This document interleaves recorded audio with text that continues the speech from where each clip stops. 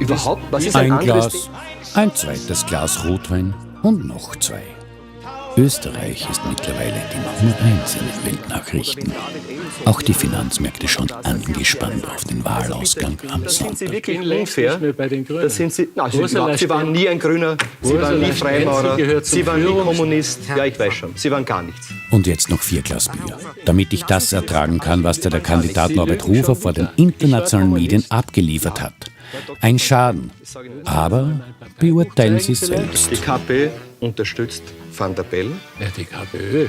Dann Ihr Unterstützer Klaus Kufner sagt, ich würde lieber in einem von Kastner regierten Österreich. Herr Hofer, Und jetzt das Wichtigste, und das muss ich sagen, denn das habe ich bisher im Wahlkampf noch nicht gesagt, ich sage es jetzt.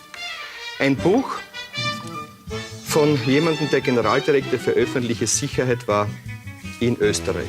Ja? aber Sie werden jetzt nicht Sicher. den Herrn Van der Bellen für ein Buch von jemand anderem verantwortlich machen, oder? Nein, aber in diesem Buch steht, wer spionierte für den Osten, dreimal der Name Van der Bellen. Dreimal. Also, das klären wir jetzt. Frau Thurnherr, ein Spion, das ist ein Kapitalverbrechen. Da werden Sie angeklagt, kommen vor Gericht etc. Dann darf ich vorlesen. Herr Hofer. Dank.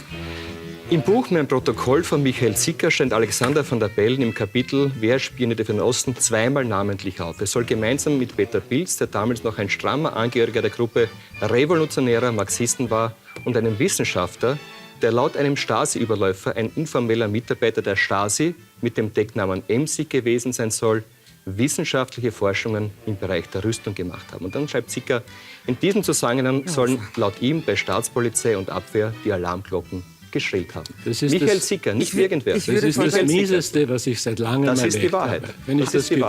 Wenn ich das gewusst hätte, damals hätten wir natürlich geklagt. Wie konnte das nur passieren?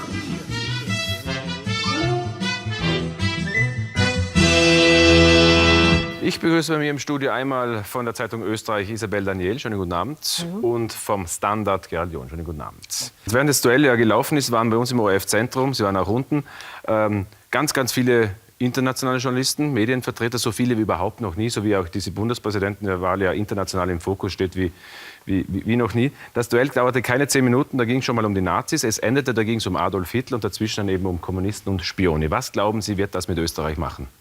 Naja, man hat es gesehen unten, wie die beiden reingekommen sind. Also die meisten haben sich auf den Norbert Hofer gestürzt. Es waren sofort die Fragen, Herr Hofer, bringen Sie Österreich raus aus der EU? Die Frage an den Van der Bellen war, können Sie den Aufstieg der Rechten noch stoppen?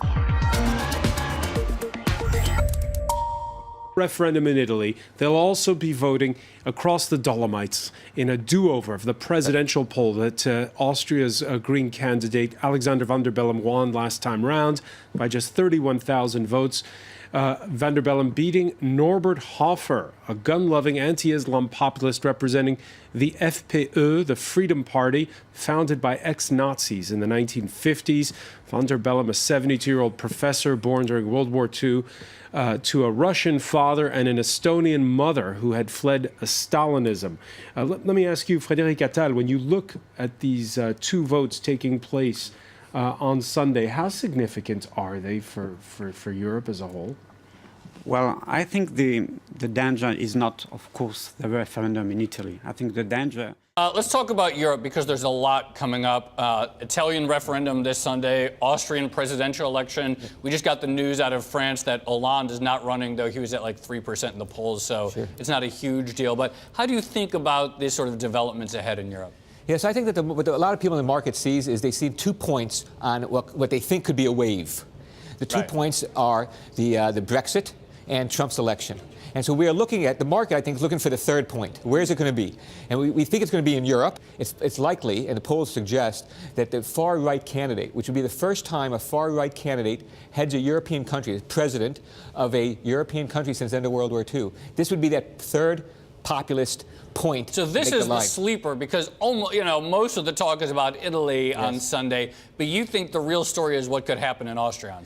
I think the Austrian presidential election is absolutely fascinating because in a way it represents so much of what we're learning about populism in Europe. There's an old saying that what happens in Austria tends to happen elsewhere in Europe. And Hofer's placement as a presidential candidate for the Freedom Party in the final round versus a Green candidate in the final round really is a nice, albeit some might say worrying, example of just how polarised our politics is quickly becoming. And this raises intriguing questions for where Austria is going now, because you've got national elections on the horizon.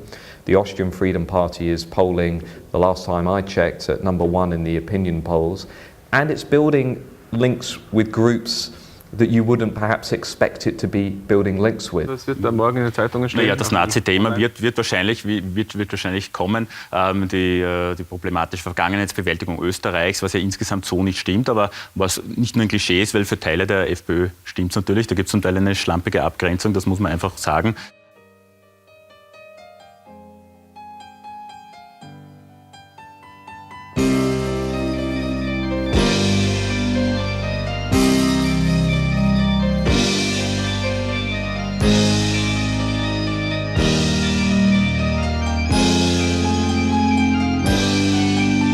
Sag mir, wie viel Sterne stehen und wohin die Flüsse gehen. Sag, warum der Regen fällt. Wo ist das Ende dieser Welt? Was war hier? Vienna, Austria. The city is a living monument to centuries of European history and heritage. And at its center is a statue of Empress Maria Theresa sitting on her throne. Monday night, Austria's far-right identity movement arrived, lights flashing. They used a crane to hoist a giant black niqab, the Islamic face veil, onto the statue. And they pinned this sign, "Islamization? No thanks," it reads. My generation was never asked if we want this massive immigration and if we want Islamization and this population replacement in your country. 27-year-old Martin Sellner is a veteran of the identity movement, posting frequent YouTube videos and wearing colorful T-shirts he designs himself with slogans like Europa Nostra or Our Europe. He met us.